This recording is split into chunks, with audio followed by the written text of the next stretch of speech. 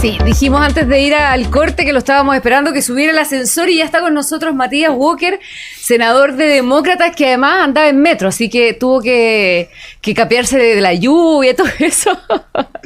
¿Cómo está la mañana? Bien, bien. Partí temprano, fui a pasear a mi perra, después me vine en metro, me mojaron harto en la calle. Oye, sí, los autos, si van en auto. muy fuerte. Por favor, tengan piedad por nosotros los peatones. Compasión, pero ¿qué es eso de compartir el espacio público de esta manera? Senador Matías Walker. Pero un muy buen ejercicio, ¿eh? ¿Sí? A propósito que Libertarios quiere terminar con el Ministerio del Deporte, que es la peor idea del año, es bueno caminar, ¿sí? Hay harta idea dando vuelta y sobre eso hablemos de lo que estábamos también conversando hace ratito con el senador Macaya, que es esta reforma, ¿no? O esta batería de proyectos que busca combatir el crimen organizado y el terrorismo. A usted no le gusta para nada la idea de modificar la Constitución. De hecho, tuvo ahí un, entre comillas, entrevero con el senador Esquella, del presidente del Partido Republicano. ¿Por qué le parece una locura cambiar la Constitución? Es una pésima idea, Titi, porque el precedente que se genera es que tú, cada vez que quieres lograr un cambio a una política pública, lo haces vía Constitución y no la ley, como lo quiso hacer el Frente Amplio con la propuesta refundacional que rechazamos el año 2022.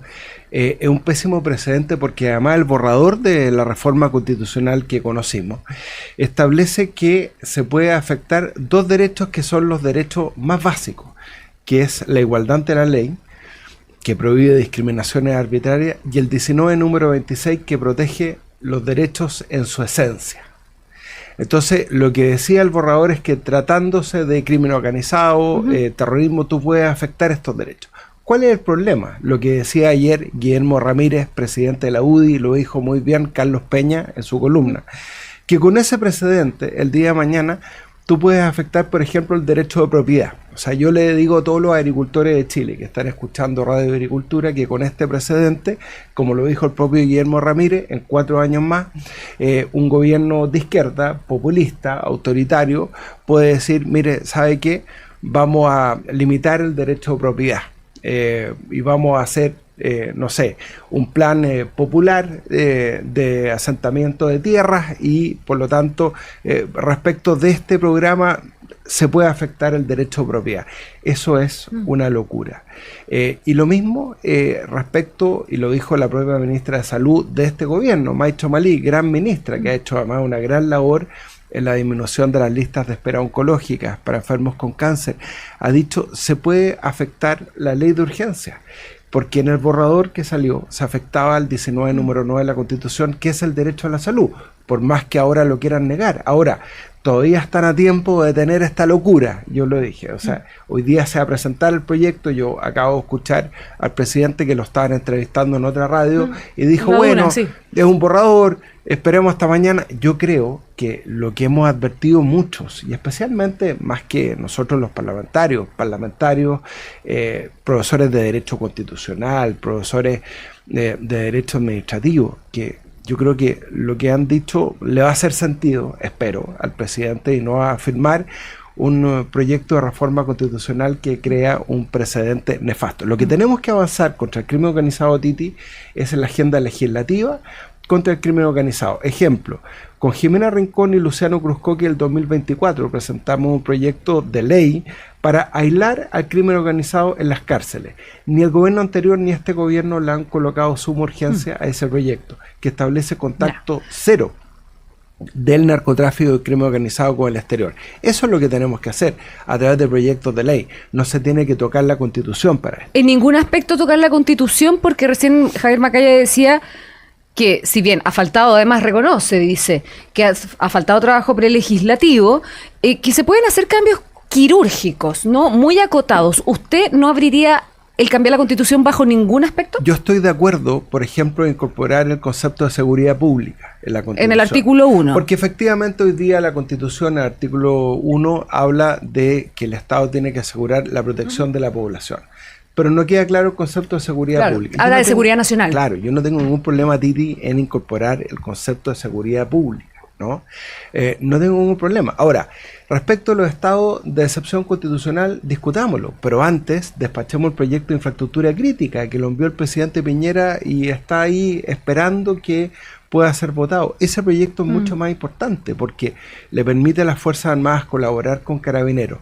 Y lo otro que es muy importante, el plan que había dejado listo el subsecretario de Seguridad Andrés Joanet para aumentar el número de carabineros. Yo quiero ver cuántos carabineros van a ingresar en agosto. Entonces, más que estar emplazando a los parlamentarios, queriendo cambiar la Constitución, vamos a lo más concreto.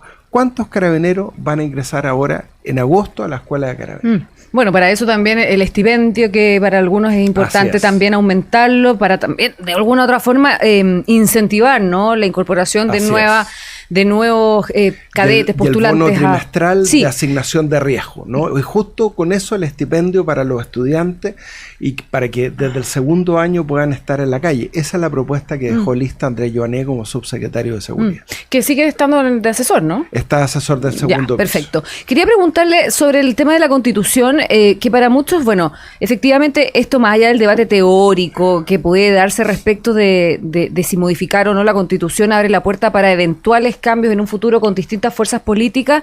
Efectivamente, al parecer, esto responde a un escenario adverso en el Tribunal Constitucional y que a partir de eso se abre también la necesidad de hacer modificaciones para evitar, por ejemplo, que un condenado pueda recurrir, por ejemplo, de amparo por alguna situación que considere que no es un tratamiento igualitario ante la ley. En algún minuto es que ella estuvo acá en el estudio y nos hablaba precisamente que nuestro Estado y nuestra Constitución era muy garantista. Y bajo ese precepto también, bueno, se abre la discusión. ¿No sería bueno también abrirla desde esa mirada? Desde que a veces el Estado es muy garantista y eso los chilenos de una u otra manera también lo miran con una visión crítica. Es muy peligroso que el presidente del Partido Republicano diga que van a hacer una reforma constitucional para burlar el control de constitucionalidad del Tribunal Constitucional. Porque eso es un subterfugio constitucional, eso es lo que Carlos Peña ayer en su columna habló como el abuso de un derecho. Arturo Esquella, yo sé que viene llegando ahora al Senado, pero parte de un error, porque nosotros cuando aprobamos las leyes contra el crimen organizado el año 2024, que permite confiscarle sus bienes inmuebles al crimen organizado, interceptaciones telefónicas, agentes encubiertos, ese proyecto pasó por el Tribunal Constitucional sin ningún problema. Entonces es falso la dicotomía de que tenemos un tribunal constitucional que impide aprobar leyes contra el crimen organizado. O sea, él parte además de un supuesto fáctico equivocado y además muy peligroso, porque el día de mañana eso mismo puede afectar el derecho de propiedad. Y además hay una tercera contradicción, Titi, porque él dice ya, perfecto, no pueden recibir prestaciones del Estado condenados por narcotráfico. ¿Y qué pasa con los condenados por abuso sexual contra menores? ¿Qué pasa con los condenados por violación contra una mujer? ¿Qué pasa con los violadores de derechos humanos? ¿Ellos sí pueden recibir prestaciones del Estado? Ahí no hay una igualdad ante la ley, que es uno de los puntos que también... Y por eso ellos... genera mucho debate. Ahí está la trampa. Y por eso en el borrador ellos dicen, bueno, respecto de estos delitos... no se va a afectar el principio de igualdad ante la ley, miren lo peligroso, pero sí respecto a las violaciones de mujeres, respecto a las violaciones de menores, ellos sí pueden recibir beneficios. ¿Usted cree que Chile tiene un trauma con respecto de la Constitución? Se lo pregunto así de claro, porque pareciera que cuesta mucho abrir el debate constitucional a partir de lo que sucedió, por supuesto, también con los dos procesos constituyentes fallidos. Hay un trauma respecto de que cada vez que se habla de la Constitución ahora hay gente que dice, no, definitivamente no hay que tocarla. Es que tiene razón la gente, porque hubo dos procesos constituyentes fallidos que el país gastó miles de millones de pesos. Uno primero controlado por una extrema izquierda y otro después controlado por republicanos, que no llegó a ninguna parte. Entonces los chilenos ya se dieron cuenta que no es con cambios a la Constitución como vamos a resolver los problemas de seguridad, los problemas de salud, los problemas de vivienda. Yo le encuentro toda la razón al ministro Podugia cuando dice ayer, aumentemos el presupuesto de vivienda, porque con eso vamos a reactivar la economía, vamos a darle soluciones dignas a la gente. Para eso usted no necesita una reforma constitucional. El debate ahora se concentra en el Congreso. Dijo el presidente que hoy día se materializa la presentación del proyecto, ¿no? Que hoy día se presenta el proyecto y que mañana se da cuenta. Ya, porque en definitiva lo que hemos estado debatiendo es un borrador. Así es. ¿Ha faltado trabajo prelegislativo? Totalmente. Conmigo nadie conversó del gobierno, o sea, me podrían... O sea, salvo de pelearse usted por X con... Es que ella no... Por supuesto, o sea, podrían haberme dicho, senador, usted que presentó una moción junto a la senadora Rincón y el senador Cruzcoque el 2024 contra el crimen organizado, ¿qué le parece que incorporemos esto en la Constitución? ¿Por qué no le ponen suma urgencia al proyecto que ya presentamos, que permite un aislamiento completo del crimen organizado en las cárceles? No lo quiso apoyar la ministra Toá en su momento, dijo que esto tenía que ser parte de los tribunales de ejecución de penas, que es otro proyecto que aprobamos en la Cámara de Diputados, como existe en Estados Unidos y en otros países, o podrían haber avanzado en proyectos como el de restablecer la presencia permanente de las Fuerzas Armadas en las fronteras, que fue un proyecto que también presentamos con la senadora Rincón. Entonces, eso se puede hacer, no hay que inventar la rueda de nuevo cuando ya hay proyectos que están presentados, pero diálogo prelegislativo cero. ¿Usted cree que alguna vez este ministro de Seguridad no ha convocado con su equipo legislativo a avanzar en la agenda de seguridad? Yo creo que yo soy el que más ha presentado proyectos en materia de seguridad y muchos de ellos hoy día son ley de la República. Entonces, bueno, yo además soy autor de la ley de delito económico. ¿Qué pasa con el levantamiento del secreto bancario que está en una comisión mixta? También es importante el sistema de inteligencia económica para perseguir la ruta del dinero. Entonces, algunos creen que hay que inventar la rueda de nuevo cuando ya hay proyectos legislativos avanzando. Hemos avanzado, Titi, en 70 proyectos de seguridad. Cuando yo estaba con José García Ruminot en la mesa del Senado, avanzamos en un fast track legislativo con 31 proyectos.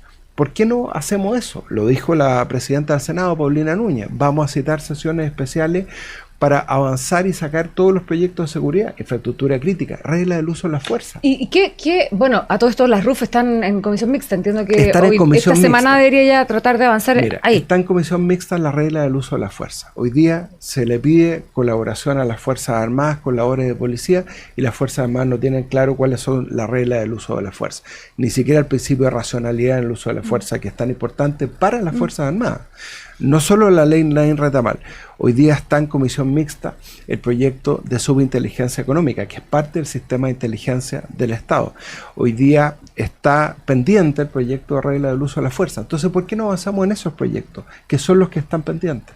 Ya, pero sí pudiendo también hacer modificaciones concretas a la Constitución. Por ejemplo, establecer el derecho a la seguridad pública. Eso, que el Estado tiene que garantizar la seguridad. ¿Quién va a estar en desacuerdo con eso? Ya, usted no es de los que tiene como este trauma de hacer modificaciones a la Constitución. O sea, yo no tengo ningún trauma y he presentado proyectos de reforma constitucional, por ejemplo, para restablecer la presencia permanente de las Fuerzas Armadas en la frontera. Eso sí requiere reforma constitucional. Me gustaría profundizar sobre el estado de excepción, el nuevo estado de excepción. ¿Cree que la Constitución permite, por ejemplo, el despliegue militar en zonas acotadas, no en regiones, ¿no? Sino que en polígonos, en barrios, en ciertos sectores donde el crimen organizado ha tenido mayor presencia? Lo puede hacer. Eso se llama estado de emergencia, se aplicó incluso en el estallido social el año 2019 y permite que las Fuerzas Armadas puedan colaborar en polígonos, en sectores específicos. De hecho, no es necesaria la creación de un quinto, entonces, estado de excepción. No es necesario crear un nuevo estado de excepción constitucional. ¿Cuánto tiempo nos vamos a demorar cuánto tiempo nos hemos demorado en discutir infraestructura crítica? 5 años. Este proyecto lo presentó el gobierno del presidente Piñera. ¿Cuánto tiempo vamos a estar en la discusión de por qué no aplican ahora el estado de excepción constitucional? Mire, si el ¿por qué no lo aplican ahora, dice Cristóbal White, de izquierda, está pidiendo Christopher White. Exacto, que se aplique el estado de excepción constitucional del estado de emergencia en San Bernardo. Eso se puede aplicar hoy día. Lo que pasa es que las propias Fuerzas Armadas han dicho, momentito, yo estoy preparando a mi contingente para la guerra, para defender la integridad del territorio.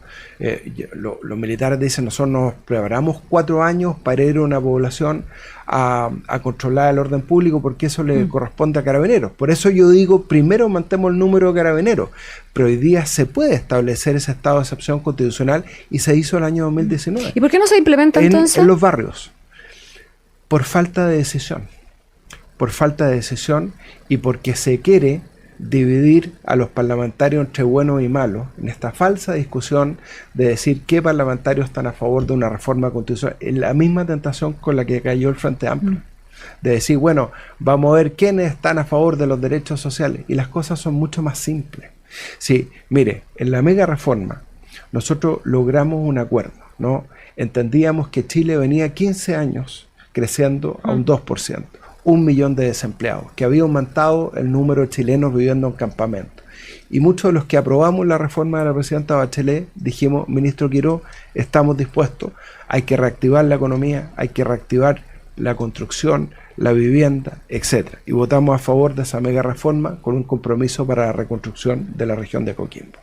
Bueno, entonces podemos ponernos de acuerdo en una agenda legislativa, pero se le va a pasar 4 años el tiempo a este gobierno discutiendo una nueva constitución. Y esa es una pésima. El que le aconsejó eso al presidente Kast es un muy mal consejero. Queremos agradecerle mucho, senador Walker, Matías Walker, por estar con nosotros. A todo esto está lloviendo nuevamente en el norte, ¿ah? Sí, y con bajada de quebradas, sobre todo en Vicuña, en el Valle del Elqui, en Paiguano, así que a cuidarse mucho. Ya, muchas gracias, senador, que le vaya muy, muy bien, y muchas gracias por haber estado en el estudio. Encantado. Es mucho más agradable estar acá, ¿no? Sí, hay que venir acá al estudio, además, tremendo estudio. Sí, no, imagínense cómo va a quedar después que terminemos el enchule que están haciendo aquí en los pasillos de la agricultura. Muchas gracias. Muchas gracias, senador Walker. Ya, nos vamos, 8:50.